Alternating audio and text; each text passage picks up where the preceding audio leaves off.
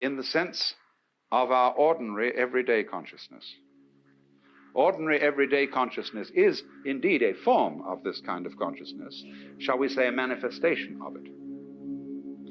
But naturally, you see, you have going on all the time two types of consciousness. Number one, the things you notice. And you notice things by having words or other symbols which you attach to them. It's very difficult to notice a thing for which you don't have a name and which you can't classify by some sort of image or shape. There are peoples, of course, who notice things that we don't notice. Eskimos have 5 different words for snow, because snow is very important to them, and to us it's all just plain snow. Hopis have words for dry space, which is we don't have one word for that. There are all kinds of variations in language according to what people notice. So there's noticing consciousness, which we have courtesy of notation. But then there's also consciousness which doesn't notice, but nevertheless is highly responsive. You are responding at the moment to all kinds of stimuli coming to your nerve ends, which you don't notice at all. The way you are sitting is a response to unconscious stimuli. The way you adjust yourself and move, the way your heart beats, the way you breathe, the way you grow your hair, the way you color your eyes, the way you see. You don't know how you do that.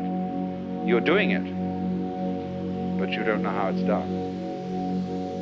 So you see, consciousness in the ordinary sense, that is, say, conscious attention, doesn't notice everything. It only notices very little of the world. If I ask you, what did you do yesterday? You will give me a story, which you will write out in words or say in words, and you will stretch that out in a long, thin line. And it will be a very, very attenuated and abstract form of what in fact you did yesterday. Because you did billions of things yesterday, but you remember only a very few of them, because you only noticed a very few. So therefore, just in the same way that conscious attention is not aware of all the other operations of the body, so in just that way, we are not aware of our connection, indeed our identity, with the fundamental self. We go to sleep at night, and then we wake up, and because the physical brain is still there, we remember everything that happened the day before. But if the physical brain decomposes, then we're what is called dead. And we say, well, that's the end of that. But when the leaves die and fall off the trees, or the fruit drops, next year, more leaves, more fruit. So in the same way, when you and I die, more babies later. If the whole human race dies, you bet your life. There are all kinds of things that feel that they're human, scattered throughout the multiplicity of galaxies. Because this universe is a people universe, just as an apple tree apples. But because we are unconscious of the intervals, we are not aware of the self with our conscious attention when conscious attention isn't operating. But still, just as you don't notice what your pineal gland, say, is doing at the moment, so in the same way, you don't notice the connections which underlie, which tie us all together, not only here and now, but forever and ever and ever and ever. The difficulty, and the basic reason why we don't notice the self, is that the self doesn't need to look at itself. A knife doesn't need to cut itself. Fire doesn't need to burn itself. Water doesn't need to quench itself. And a light doesn't need to shine on itself.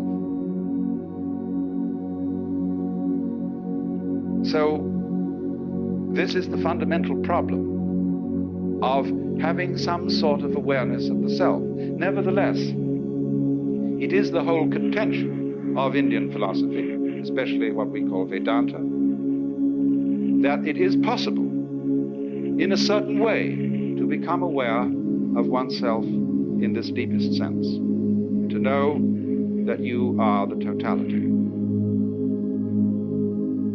And this experience is the real substance of Indian philosophy as a whole, both Hindu and Buddhist. It is called moksha, which roughly means liberation. Liberation from the hallucination that you are just poor little me. To wake up from that kind of hypnosis and discover that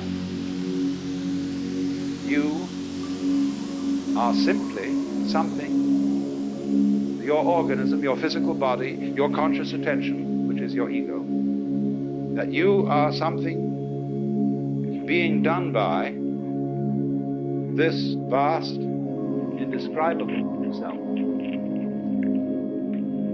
which is out of time, which has no beginning, no end, neither continues nor discontinues. It's beyond all categorization whatsoever. And so the Upanishads say, all we can say of it positively is the negative. Neti, neti, it is not this, it is not that. Anything, therefore, you can formulate, imagine, picture, will not be the self. So when you are trying to know the self, you have to get rid of every idea in your head. It doesn't mean, as some people seem to think, that you have to get rid of every sense impression. It isn't as if you had to go into a catatonic state of total absorption. Of course, that can be done. But the full moksha, the full liberation, is when you come back out of absorption and see this everyday world just as it looks now, but see as clearly can be that it is all the self.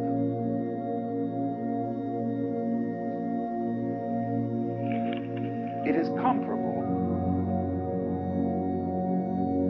to something like this. If you look at the moon, you might imagine at full moon that you were looking at a disk until somebody points out to you that it's a ball. Now, nothing in the way of a sense impression has changed, but your understanding of it has changed radically.